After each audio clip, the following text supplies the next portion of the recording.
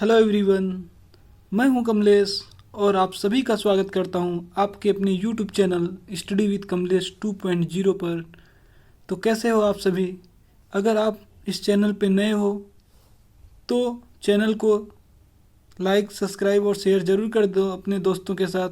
अगर आपने OGTT का पार्ट 1 वीडियो नहीं देखा तो जाइए डिस्क्रिप्शन में, मैंने लिंक नीचे दे रखा है, आप वीडियो देख सकते हो। आज हम डिस्कस करेंगे OGTT के पार्ट 2 के बारे में।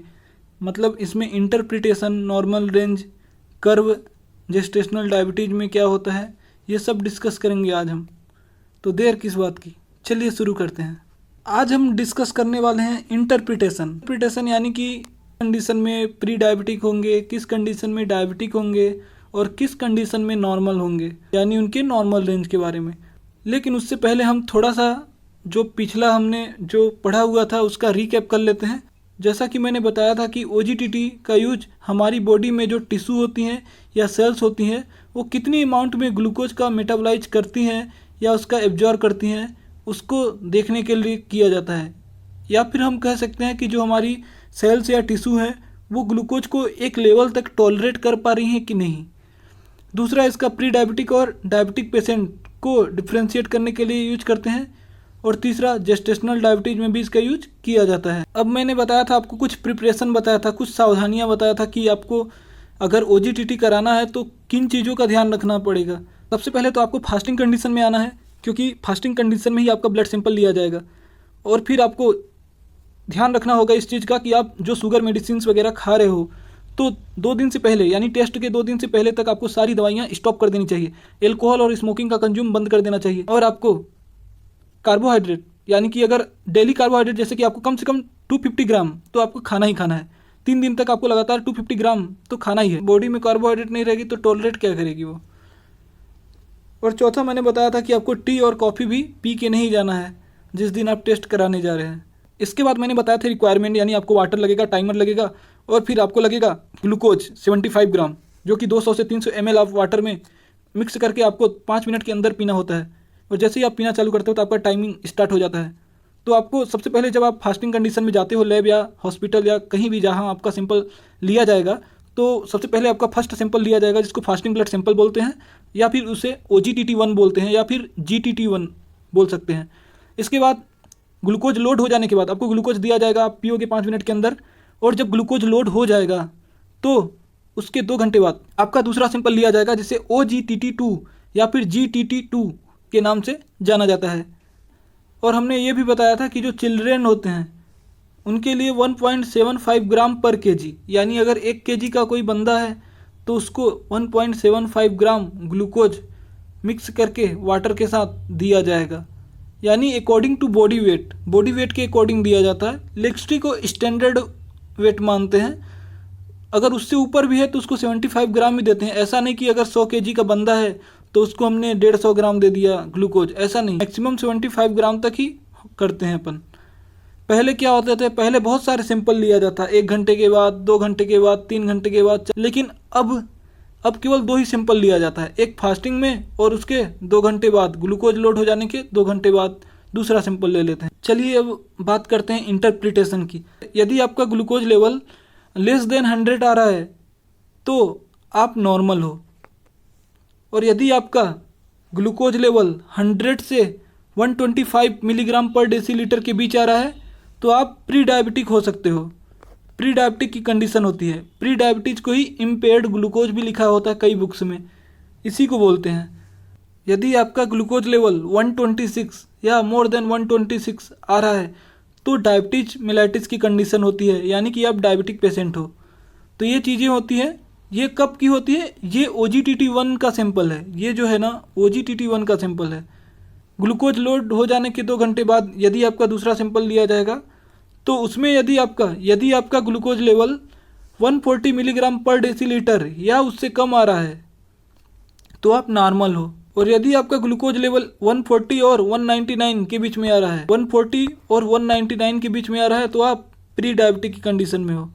और यदि आपका ग्लूकोज लेवल मोर देन 200 तो आप डायबिटीज मेलाइटस यानी कि डायबिटीज पेशेंट हो।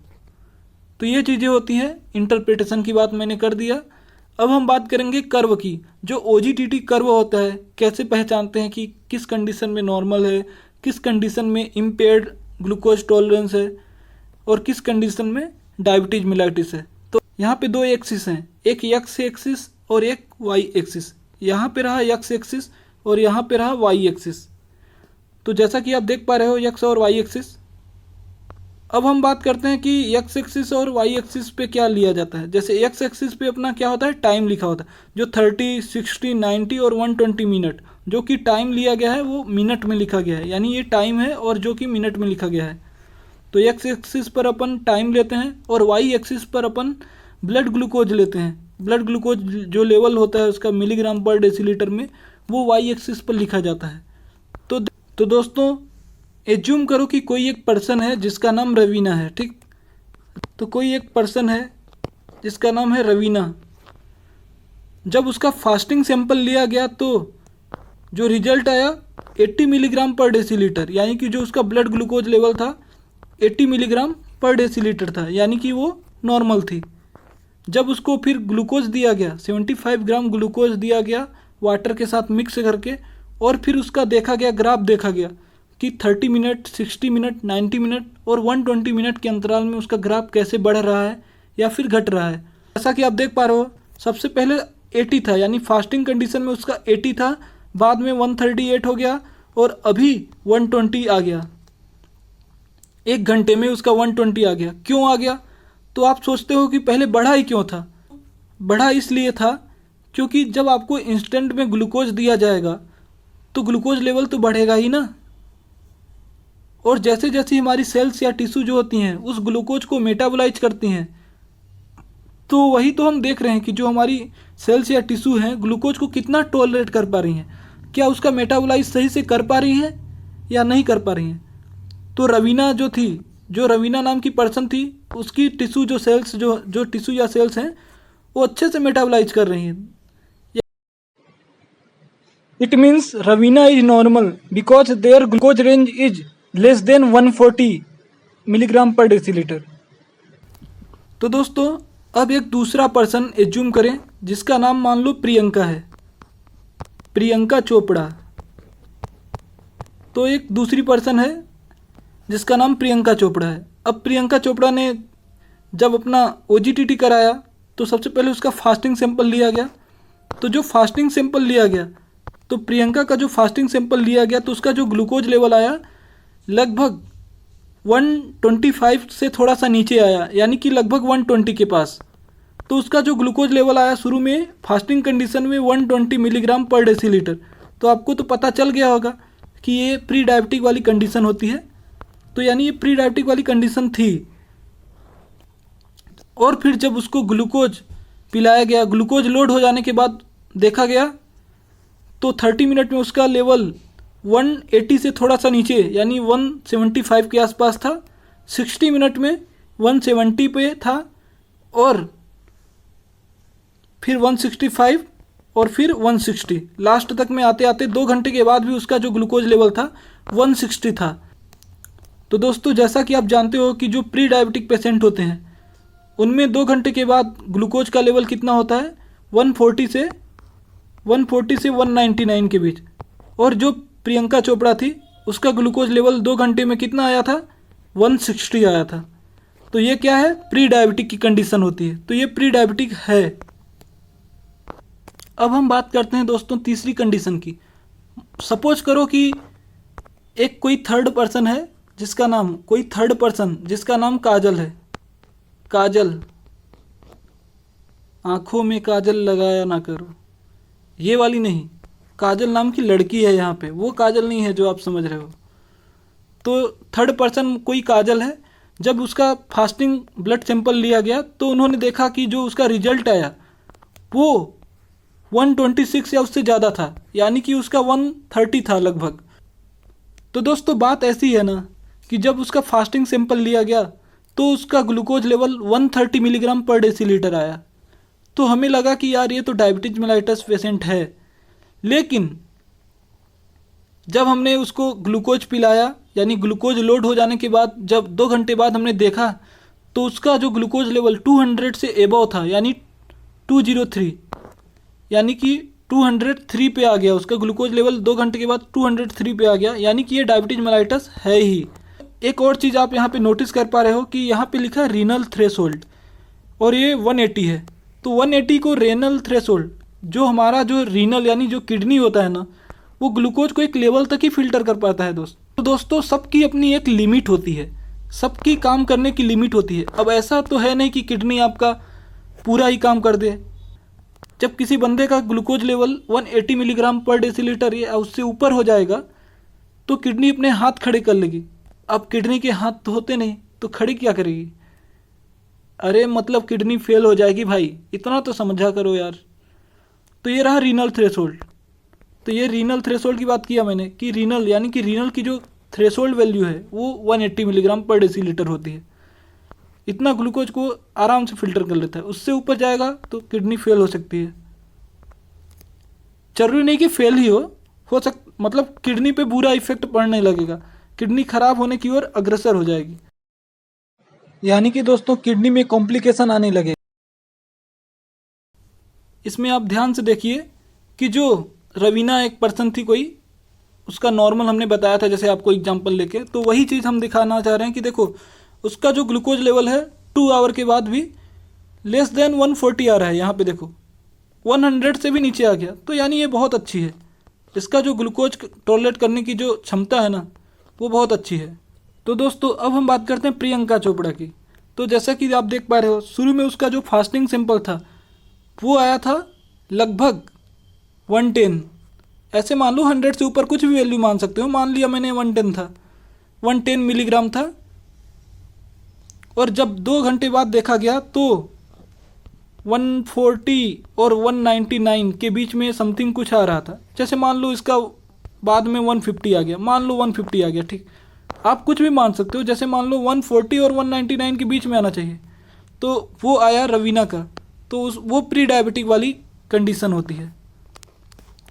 अब हम बात करते हैं काजल की। जो काजल का फास्टिंग सैंपल था वो आया लगभग 130 के आसपास, यानी लगभग 130 था। और दोस्तों हमने 2 घंटे बाद देखा काजल का ग्लूकोज लेवल 200 से एबव चला गया, एबव मतलब ज़्यादा। तो दोस्तों काजल को डायबिटीज मेलाइटस है। आपके जहन में एक और बात चल रही होगी दोस्तों, मुझे पता है। आप सोच रहे होगे कि यार शुरू में मान लो कि उसका ग्लूकोज लेवल पहले बढ़ा, इतना सा बढ़ा, यानी 200 के पार चला गया, लेकिन बाद में आते आते, लेकिन 2 घंटे बाद में आते आते वो नॉर्मल कंडीशन में अगर आ जाए तो क्या होगा? तो दोस्तों ये नॉर्मल ही बंदा होगा। भले ही शुरू में उसका बढ़ा ग्लूकोज लेवल बहुत ज़्यादा, लेकिन उसकी बॉडी ने, उसकी जो टिश्यू या सेल्स ने यूटिलाइज कर लिया और फिर नॉर्मल ही आ गया। तो ये बंदा भी नॉर्मल होगा। इस बंदे का नाम क्या रखे भाई? चिंटू रख देते हैं। तो चिंटू जो बंदा है, शुरू में इसका ग्लूकोज लेवल बहुत बढ़ा, 30 मिनट में बहुत ज़्यादा बढ़ गया, लेकिन आते आते यानी 2 घंटे तक में आते आते वो नॉर्मल ही आ गया। तो चिंटू क्या है? नॉर्मल बंदा है। प्रेग्नेंट वोमेन होती हैं उनमें डायबिटीज़ है कि नहीं, इसको चेक करने के लिए जो हमारा OGTT होता है वह 24 से 28 वीक्स के दौरान होता है। आपको पता होगा कि प्रेगनेंसी 9 महीने की होती है, तो फर्स्ट 3 महीनों को फर्स्ट ट्राइमेस्टर बोलते हैं, फिर 3 से 6 मंथ के बीच को सेकेंड ट्राइमेस्टर बोलते हैं, और 6 से 9 मंथ के इंटरवल को थर्ड ट्राइमेस्टर बोलते हैं। तो हमको थर्ड ट्राइमेस्टर में OGTT कराना रहता है। अब हम बात करते हैं जेस्टेशनल डायबिटीज़ की, यानी कि प्रेग्नेंट वुमेन में डायबिटीज़ है या नहीं, इस बात की हम चर्चा करते हैं। यदि प्रेग्नेंट वुमेन का फास्टिंग सैंपल लिया गया और उसका जो ग्लूकोज लेवल था 95 मिलीग्राम पर डेसीलीटर या उससे नीचे आ रहा है तो वह नॉर्मल होगी, लेकिन यदि उससे ऊपर आ रहा है तो वह डायबिटिक पेशेंट होगी। और ग्लूकोज लोड होने के बाद हम 3 सैंपल लेते हैं, यानी कि 3 बार सैंपल लेते हैं, यानी कि 1 घंटे में, दूसरे घंटे में और तीसरे घंटे में, यानी ग्लूकोज लोड होने के बाद 3 बार सैंपल और लिया जाता है। ग्लूकोज लोड होने के 1 घंटे बाद यदि प्रेग्नेंट वुमेन है, उसका glucose level 180 milligram per decilitre या उससे एबव आ रहा है तो वह डायबिटीज पेशेंट होगी। या फिर 2 घंटे में 155 मिलीग्राम पर डेसीलीटर या उससे ऊपर आ रहा है तो भी वह डायबिटिक पेशेंट होगी। और यदि तीसरे घंटे में सैंपल लिया गया और उसका जो ग्लूकोज लेवल था 140 मिलीग्राम पर डेसीलीटर या उससे ऊपर आया तो भी वह डायबिटिक पेशेंट होगी। लेकिन यदि उसका 1 घंटे बाद 180 या उससे कम आया, 2 घंटे बाद 150 या उससे कम आया, 3 घंटे बाद 140 या उससे कम आया, तो वह नॉर्मल है। थैंक यू फॉर वॉचिंग दोस्तों।